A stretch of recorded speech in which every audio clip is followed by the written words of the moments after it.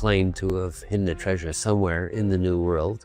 So people made the connection between Teach and Oak Island. At precisely 90 feet below the surface, the drill came to an abrupt halt. Not because it struck solid rock, but because it hit something that should never have been there. Rick Lagina froze, staring in disbelief at the data in front of him. The monitors lit up with extreme readings: gold, silver, and signs of man-made structures buried deep where nature would never place them. For more than 220 years, Oak Island has swallowed tunnels, collapsed excavations, and even claimed lives, earning its reputation as the most dangerous treasure hunt on Earth. And now, the money pit was reacting. This wasn't the work of careless pirates hiding loot. Whoever built this place engineered it.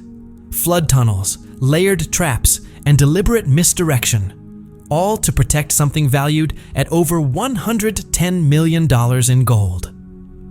Rick was closer than anyone in history had ever been. But there was a dark pattern no one could ignore.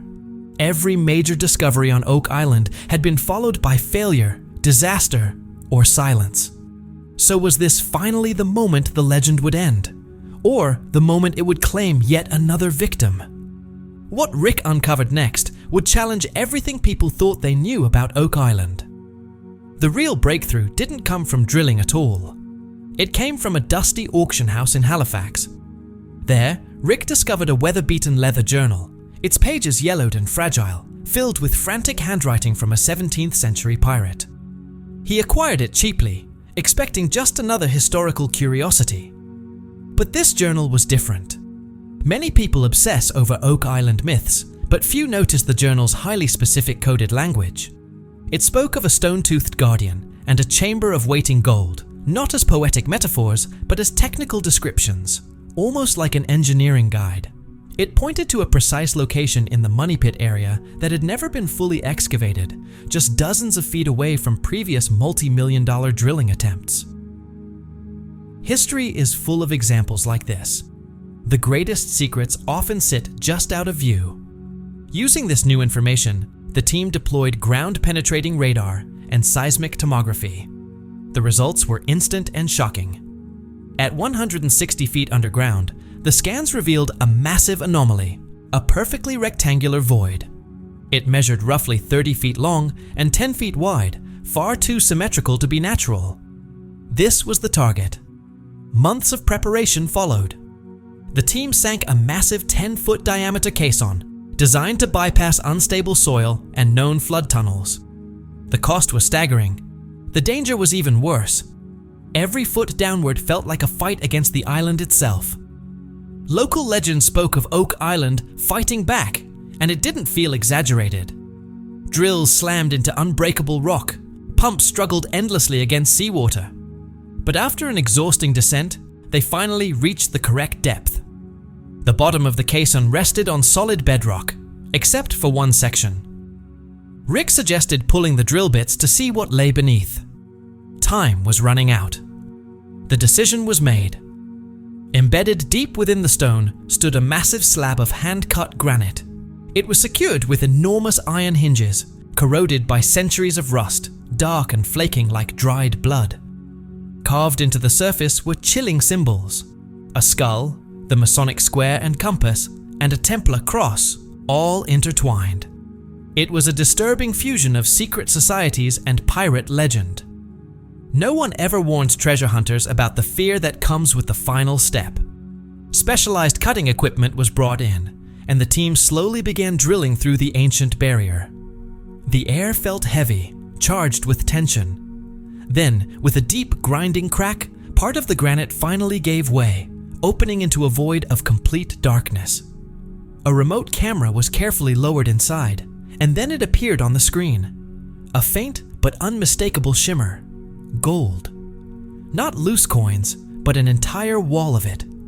That single moment represented more than 2 centuries of searching, sacrifice, and unanswered questions. The grainy footage showed rows of gold bars stacked neatly on wooden pallets, glowing even in the low light. Rick and Marty Lagina, along with the entire crew, stood frozen in disbelief. This was no longer rumor or legend. This was real, a $110 million truth hidden in the shadows. The journal had been right. The stories were true.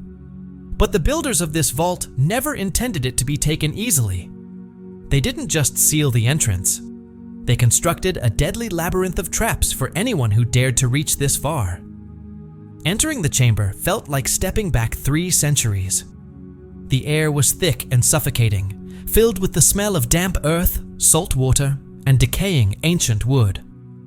The cavern was far larger than scans had suggested, a massive underground cathedral carved directly from bedrock. Flashlights swept across towering stacks of gold bars, each weighing nearly 40 pounds, and stamped with the unmistakable seal of the Spanish Royal Mint. Around the chamber sat massive oak chests, their wood warped and blackened with age, bound tightly by rusted iron bands. Several chests had burst open, spilling gold doubloons, pieces of 8, and stunning collections of emeralds, rubies, and raw, uncut diamonds. It looked like a pirate's dream made real. For a long moment, no one spoke. The sheer scale of the treasure was impossible to process. $110 million, just a number until it stood gleaming right in front of them. But the danger wasn't over. As the first team members cautiously stepped onto the stone floor, a deep grinding sound echoed through the chamber. Craig Tester immediately shouted for everyone to stop. Beneath their feet, nearly invisible in the dim light, were pressure plates, flat stones set slightly lower than the rest of the floor. The pirates had designed a horrifyingly simple defense.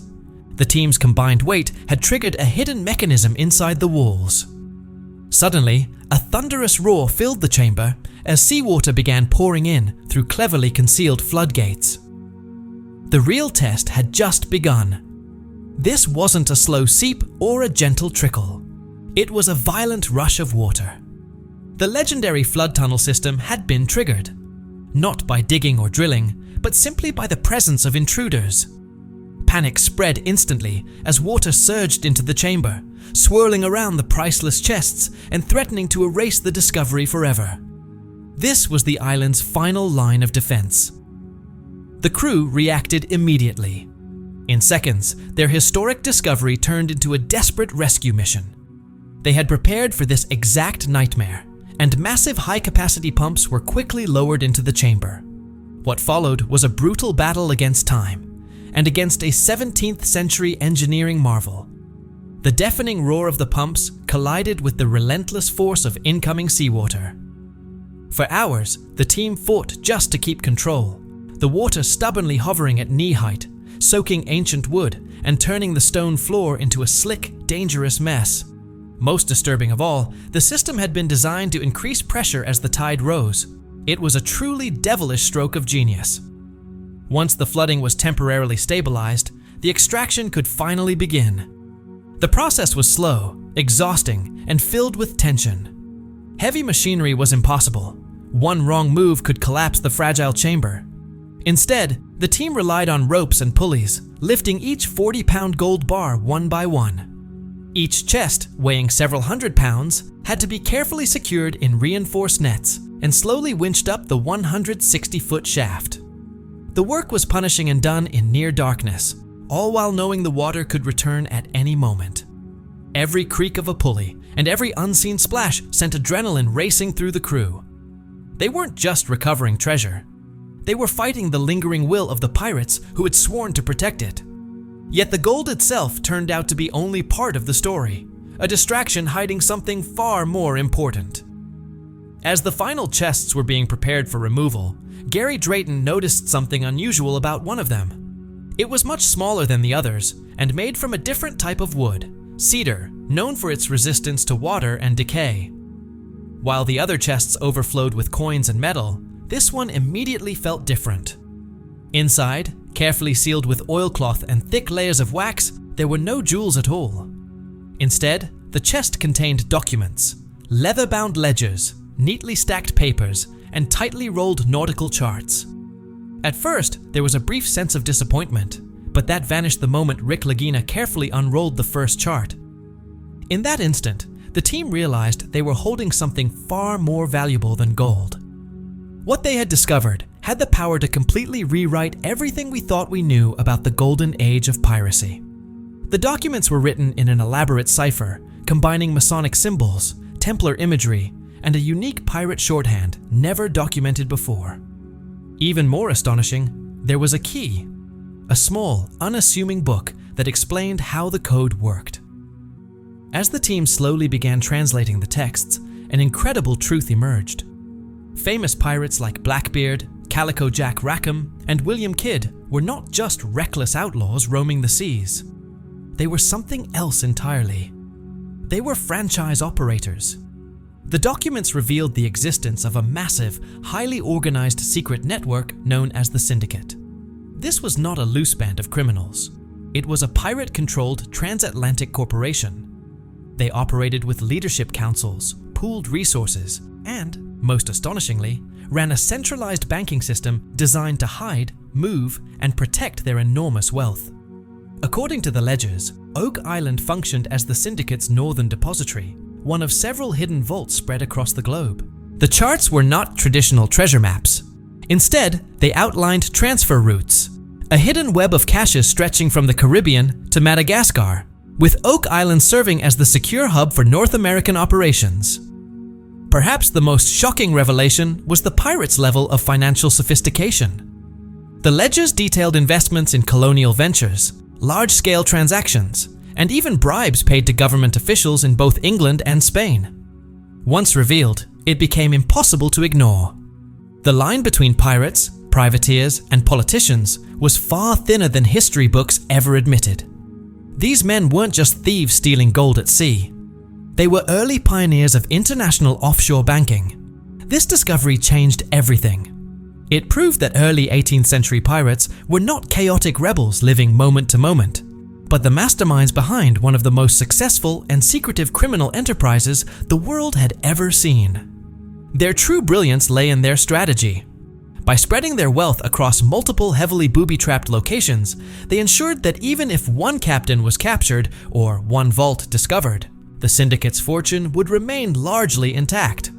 The $110 million recovered from Oak Island was almost certainly just a single deposit. This realization explained the extraordinary engineering found on the island. It wasn't the work of one crew or one captain, but a massive collaborative effort funded by a shadowy alliance of the most feared pirate leaders in history. And perhaps most chilling of all, the maps revealed the precise locations of the remaining vaults. And that's where the real mystery begins. News of the $110 million discovery and the explosive historical documents spread at lightning speed.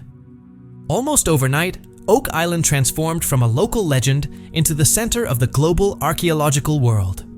News helicopters filled the sky as experts from the world's most prestigious museums and institutions descended on the small island in Nova Scotia. What was once a quiet, isolated island had suddenly fallen under an intense international spotlight. For Rick and Marty, this moment felt like complete vindication. Years of faith, sacrifice, and unwavering belief, along with enormous personal and financial risks, had finally paid off in a way no one could have imagined. The gold was safely secured, and the priceless documents were carefully preserved.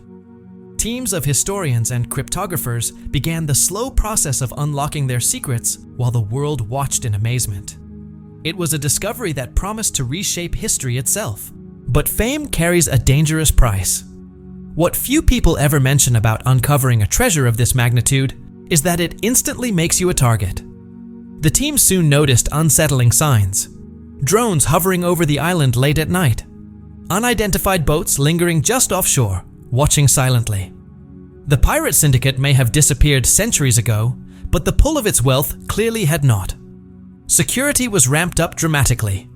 Oak Island, once defined by patience and quiet obsession, was transformed into a heavily guarded stronghold.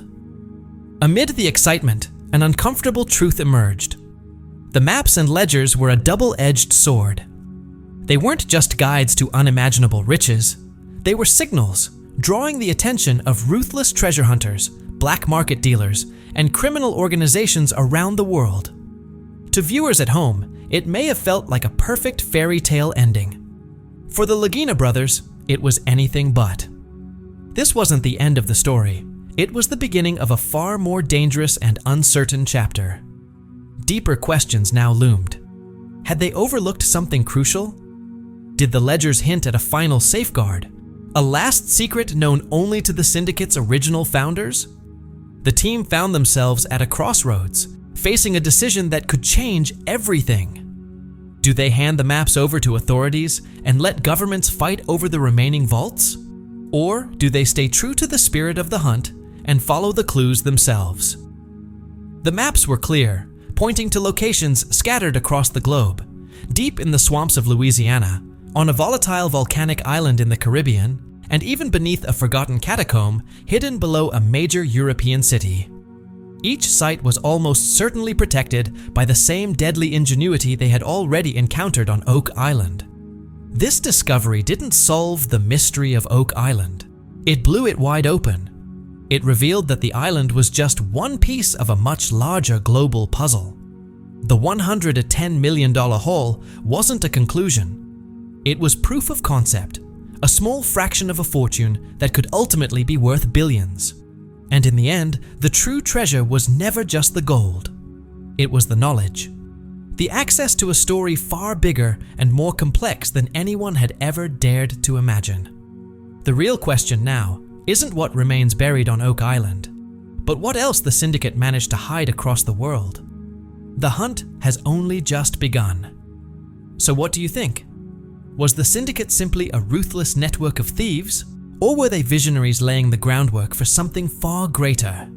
Share your thoughts in the comments, and don't forget to subscribe to the Timefold channel and hit the like button.